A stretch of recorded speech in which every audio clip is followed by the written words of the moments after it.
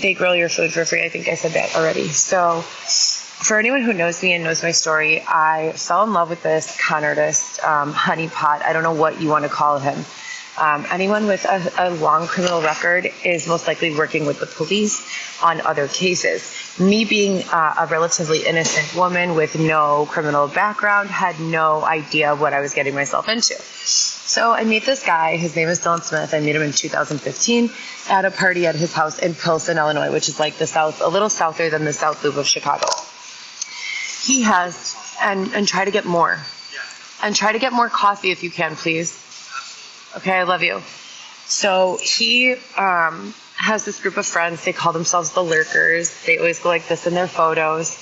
I don't really know any of their like real names. They just group together like calling themselves the Lurkers because they party it up for anything unlike I've ever seen before. They don't party it up for like a few hours. They party it up. Like they go out for the party on Thursday, go out or stay out for the party on Friday, also the party on Saturday, and then probably the party on Sunday. Day parties, night parties, you name it, and very little sleep is being done. Very little eating is being done. Pretty much anything other than partying is not being done. And I am that friend that's like at the club at 2 a.m. Oh my God, what is that? At 2 a.m. They close at 4, and I'm like, so you guys want to go for pancakes or, you know, let's go do something. Let's smoke a blunt and like wind down. Like I don't like staying up for days at a time at all. So I don't know how I like made friends with this person. I had never been out before. I have no idea how this happened. Like I have no idea. So me being who I am, coming from like this area of life and like the town of Elmhurst, which is like suburban. And then I moved to Chicago and I was institutionalized for 4 out of 8 of my teenage years, meaning I was not permitted to go out. I lived in military style boot camp settings with no criminal record, only because I had like an attitude with my mom. So, or not to minimize, I had an attitude with my mom. That's my therapist talking now.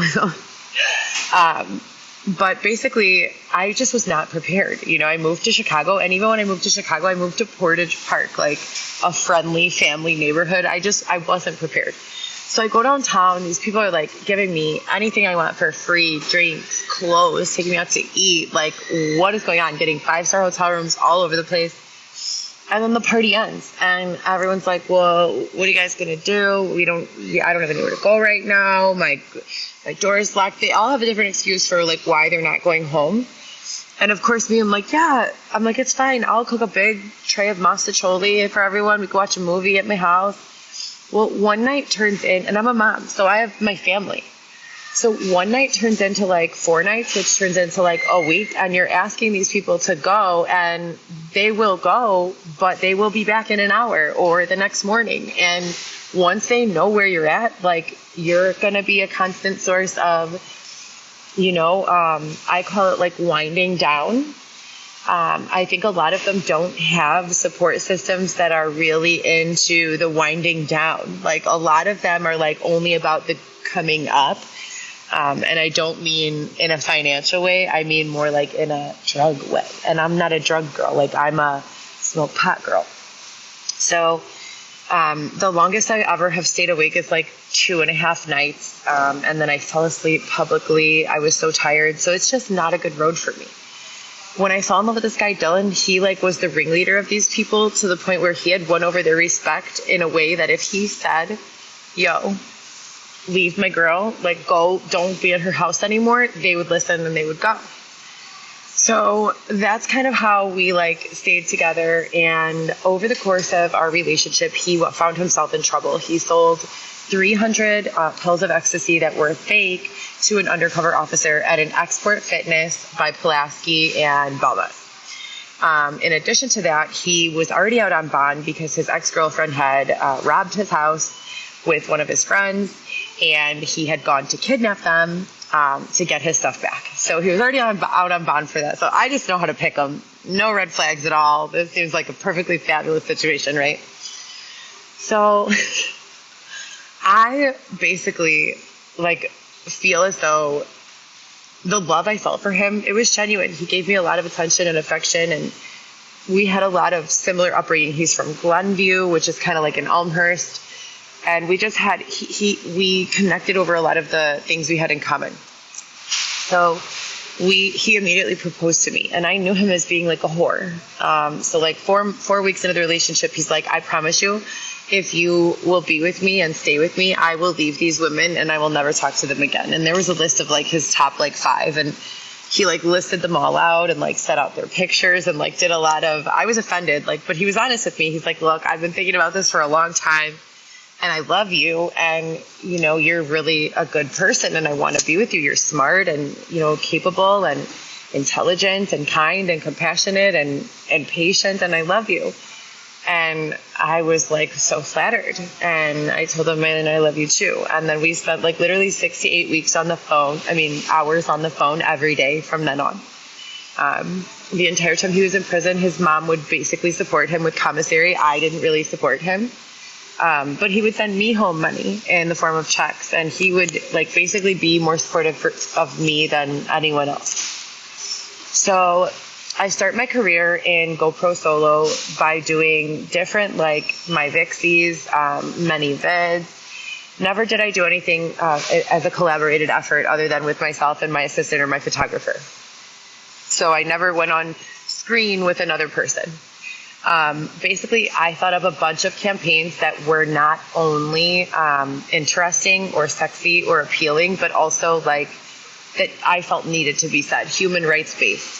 I don't know if you guys remember Kanye, one of my favorite shoots to date. I did like a white bodysuit, a kind of Tiana Taylor mix with Kanye West when he did the MAGA hat with the Colin Kaepernick Hanes hoodie or sweater that he like handmade.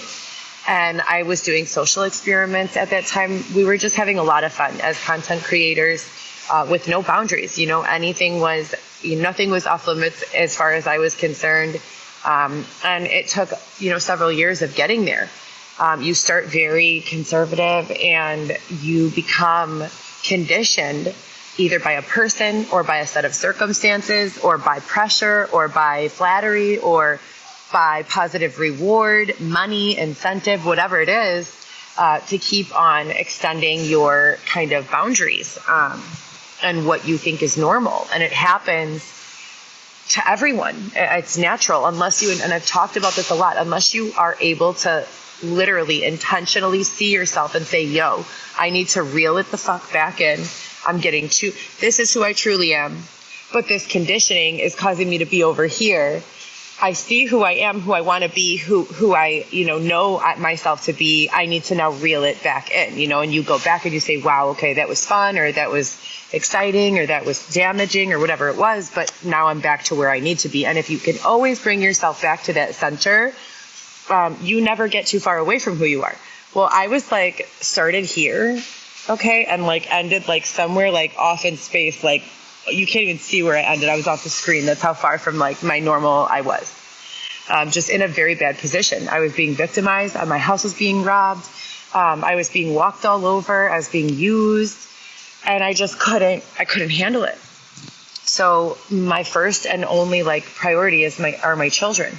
Somehow this man was able to help me find a way to create income without having to leave my children on the days they were with me. So they were with me Monday through Thursday or Friday, 4 or 5 days a week, full-time primary custodial parent, all 3 kids.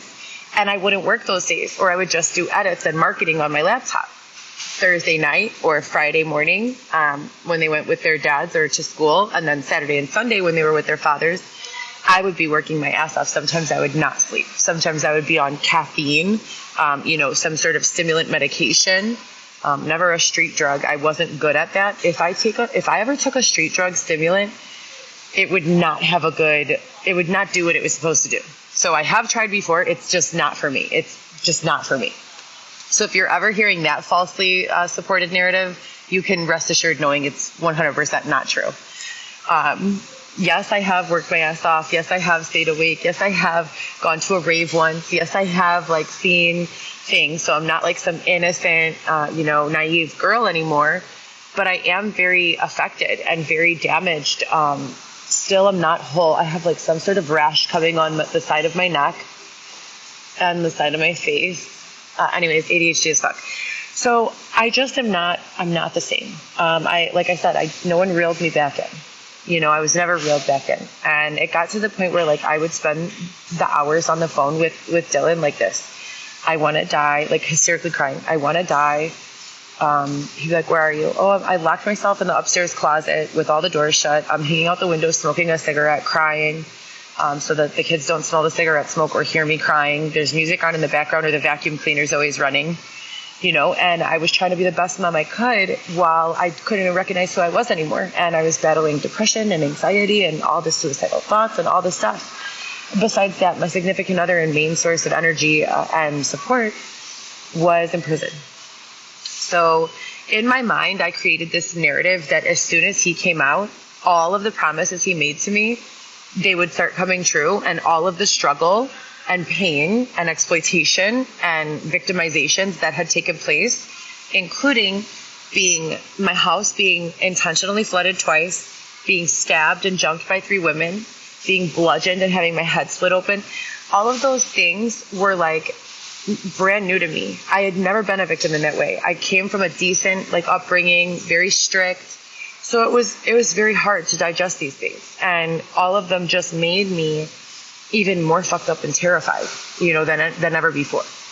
But I was holding on because that was supposed to be the end. His release was supposed to be the beginning, the end of the struggle and the beginning of the rise, of the, okay, now I have struggled through and made money and been okay. I bought my first car on a car loan. I paid the entire thing off.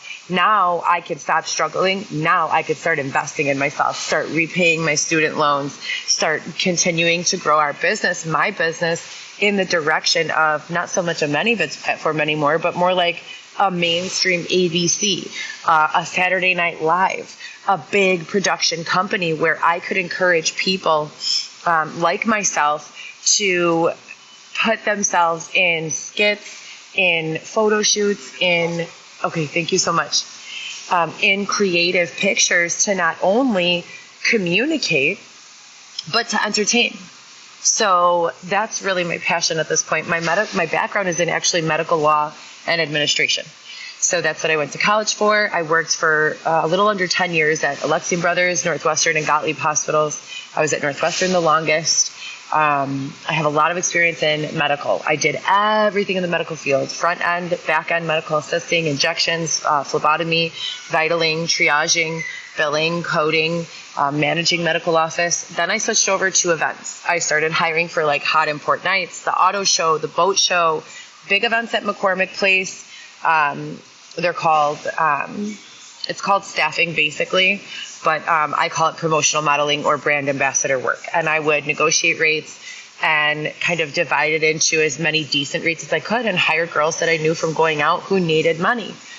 And I would also promote clubs. So when celebrities would come to town, we would have parties at these clubs. And anyone who came and said my name or used my code for my team, we would get a payout on. So I was learning all of these things that can help me and that should make me a more well-rounded person and should assist me in, earning profitable reputation within all of those communities, because I have done nothing other than make money for those communities and be honest and solid in those communities. I don't judge people. I try to give people what they need. If I see you not okay, I try to assess the situation, see what you need, and if I could give it to you, you've got it. You know what I mean? And so I've been a very kind and compassionate person. With that being said, I'm trying to find myself now. So where am I now? I'm trying to find a way to not be so resentful. So let me explain. When Dylan came out, he was forced back into multiple cases. And he was literally forced to be high. And when he's high, he is awful. So he began being incredibly abusive. I called his parole department and told them I'm going to die if this man, stays here. Rather than them helping me get an emergency order of protection against him, because he was involved in all these cases, they threw me into the street, separated me from my children, and made my children go live with their fathers. My children have lived with me their entire lives since the day I gave birth to them. Since the time that they threw me in the street, I've been sexually assaulted numerous times, robbed numerous times. Everything from my electronics, my laptops. I've had 5 laptops in the past 4 years, all robbed from me. My entire wardrobes, all my shoes, perfumes. I had a sponsor put me in an apartment at Montclair. I had, with the lease agreement and rental receipts in hand, I was removed by people claiming to be law enforcement that were not law enforcement. So I have filed hundreds of police reports for gang stalking, harassment, regular stalking, domestic terrorism, and other abuse. There have been a very long list. I still to this day have received 0 victim services. When I met Xavier last year, 13 months ago, he approached me as someone on behalf of the state of Illinois whose brother was the district attorney for the state of Illinois. He promised me I would never be outside again, and that he was the answer to all of these problems. Since that time, he has gotten me pregnant on purpose twice, and we are outside and have been outside sleeping in a tent for the past 6 months. Someone has mechanically sabotaged my Cadillac CTS to the point where it needs a complete new engine. I just got done paying off the car. It's stranded in Georgia, Valdosta, Georgia. I have taken every job under the sun, including driving DoorDash, personal training, serving, bartending, hostessing, event planning, staffing. I have been chased out of every single one of those jobs in the first week, with the exception of Getir, Getir, which is a Turkish company. You guys can download it. They deliver food, mostly in downtown urban areas. They give bundle deals, and they're very convenient. They are eco-friendly, so they're focused on saving the environment. All of their drivers ride e-bikes or little mopeds.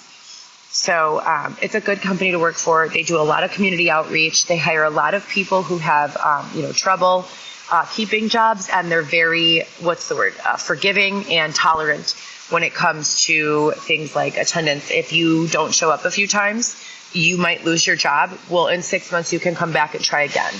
If you need a different shift, your shift leads are really nice at doing their best to work with you. And if you need a ride with someone, they will put you on a shift with that person so that you can coordinate and be there together.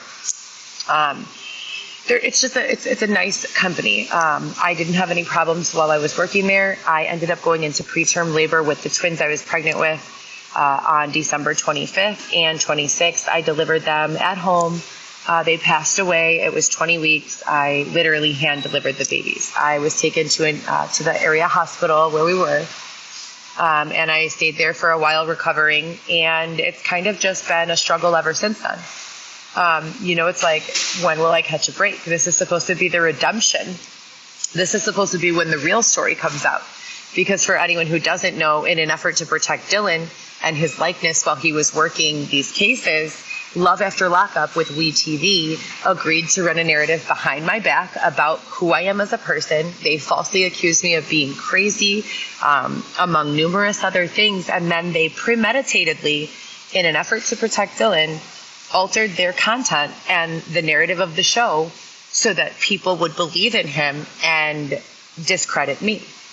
Well, when you say that someone is crazy on national television, but that person is being beaten and abused by the person who's calling them crazy, you are putting the victim in grave danger.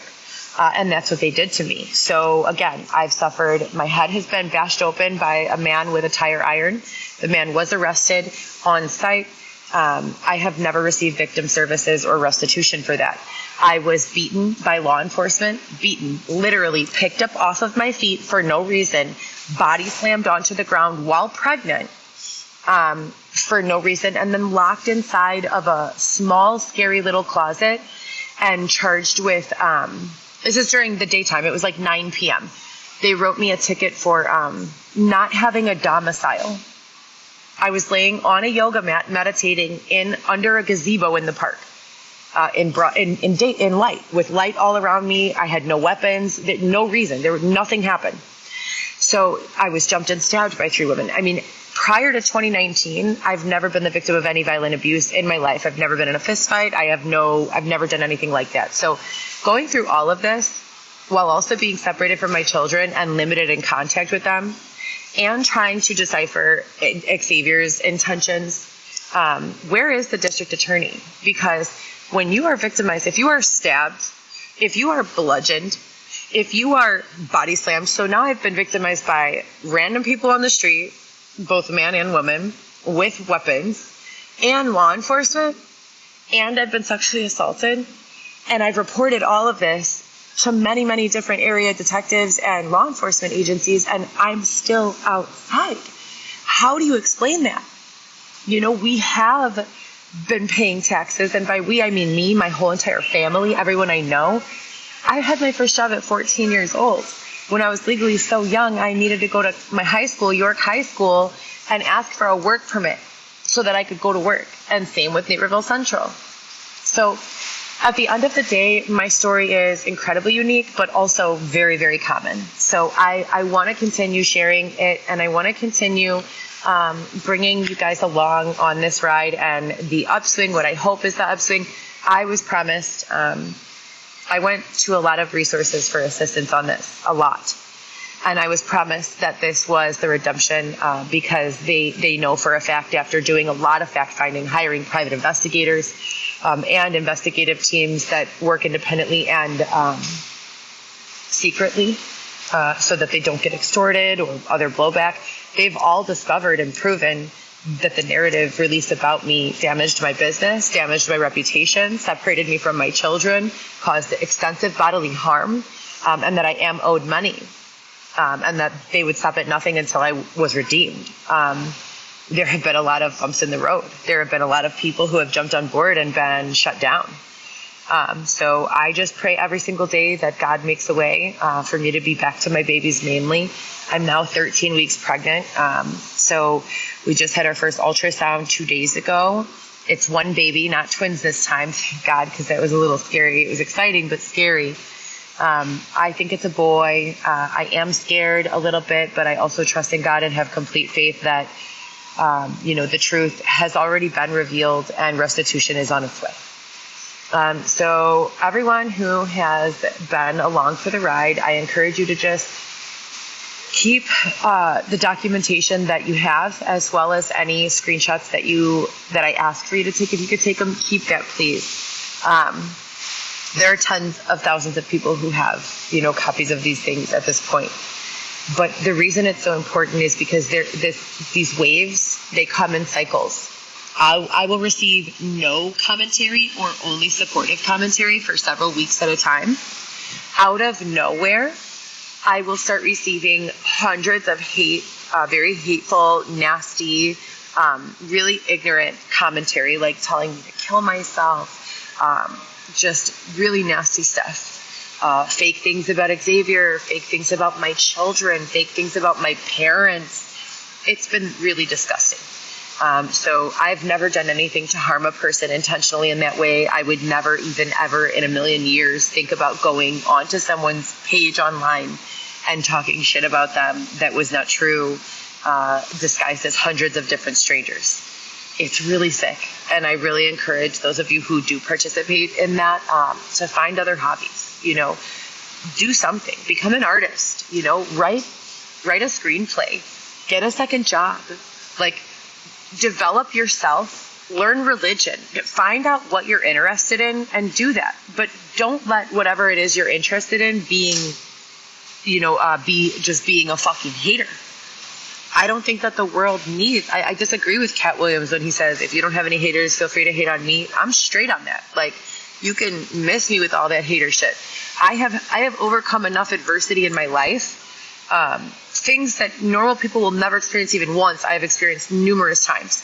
I don't need more obstacles. I need love. I need support. I need understanding. I need compassion. And I'm not unique in that either. That's what we all need. So if you're here and you're watching and you came to provide anything other than that, please go. I'm sure there's a place for you. It's not here. But that's about it. I just wanted to, I'm going to be jumping on periodically talking about how it has affected my life. Currently, I don't know, how to really be stealthy in my discussion of this subject because I feel so strongly about it. The use of criminal informants is incredibly detrimental. It is incredibly detrimental. We are funding, as a government, crime when we do that. So they're finding people who have a history of crime and saying to them, look, if you served prison time for selling dime bags of cocaine or however it comes, now you're a target because they want you to come back out of prison. They'll give you some time off. They want you to find who the plug is, and they're going to sit back and let you make your money. So these are people who are coming from criminal behavior who are now being compensated to control the narrative for law enforcement. So who's the real cop here, right? The criminal informant who controls the complete narrative, or the cop who documents it down and makes the police report? Sounds like one's a secretary and the other one's out in the field, if you ask me. Now, there's a lot of risk and liability that comes with that. Look at what happened with Dylan. He was off the shits on every drug that they make, smoking nitrogen oxide, which is some sort of gas that makes you not okay. Your behaviors are not you. Your behaviors are some drug-fueled rage. And our law enforcement system and our criminal justice system is not only encouraging this behavior, they're paying for it. And then sobering those people up and using them as reliable witnesses in court to take people's freedom away. So you take someone with a drug problem, get them all fucked up, ask them who is to blame in the situation, and then spare them their life so that you can lock up someone that they decide should be locked up. Where am I living?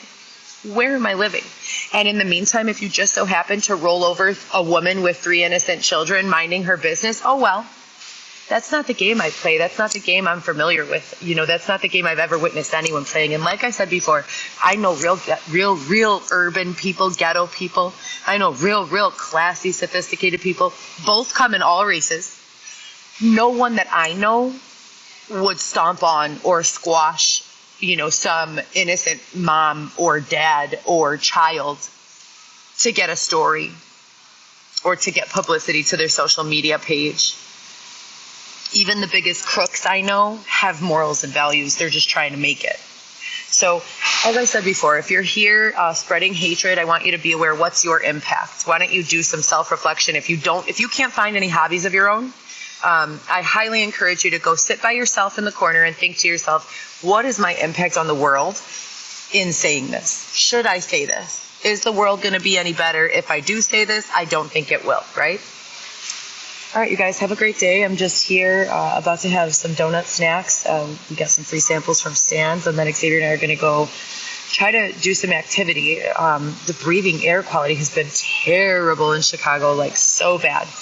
I feel like I'm suffocating as soon as I walk outside. So I told him I'm down to get a tan today. My legs are white and pasty. Luckily my cuts are all healing up. There was over 40 cuts on my legs. Thank you to the marketing team or whoever decided that was appropriate. I'm going to go try to get some sun on my legs and get some exercise. We're still praying for solutions. We're still using social media to raise awareness. If you guys can help in any way, someone shut down my Cash App, which was the only way I was receiving donations. So I did start a new one. I will post it. It's Cash App tag Heather GoPro Solo. So if you do want to donate, that's great. I also love to accept electronic gift cards or in-store pickups. If you guys want to order me something at Target or Walmart or Home Depot or anything. I have my kids going back to school in 3 months. All of them are doing well. My daughter has a job. She works almost full-time hours. I don't know how my kids are okay through all of this, to be honest. Those children deserve a fucking vacation and a bankroll. I don't know how they have held on and been so strong and intelligent and kind through all of this, because they have most certainly been affected tremendously. So shout out to them. Those are my babies. If they're hearing this, they'll be mortified. They'll say, no, Mom, don't you dare take donations for us. We're fine. I am always going to be their mother, and it is my job to provide for them. Whether I have to beg people to or not, it is not their job to be worried about how they're going to get glasses for school or pens and paper or clothes for their back. It's mine. It's my job, and that's the only person whose job it is. So as I said, electronic gift cards, employment. I am desperate for employment. I have a bachelor's degree. I'm intelligent. I can create social media pages like nobody's business in a heartbeat. I could sell social media pages. I'm marketing, small business development, website copywriting, whatever you guys need. Also in-person organization, cleaning, I've done janitorial. I've even used a power washer to clean boats at the yacht club. So any employment that you guys have, if you're not into like the free ticket or giving like free gift cards, or you don't have any money or whatever it is, like and share my story, support my shit. If you have any employment, please offer it to me. If you're having a large event and you need many people to work it, I have tons of experience at hiring people. I've also done staffing internationally and across the nation. So I've staffed events in Memphis from Chicago, just with the use of my computer. If there's anything I can do, you guys, to earn money, please let me know. And like I said, just please, please, please continue to follow my story and share my story, because it's not fair. The shit that's going on is not fair. And it has literally ruined my life.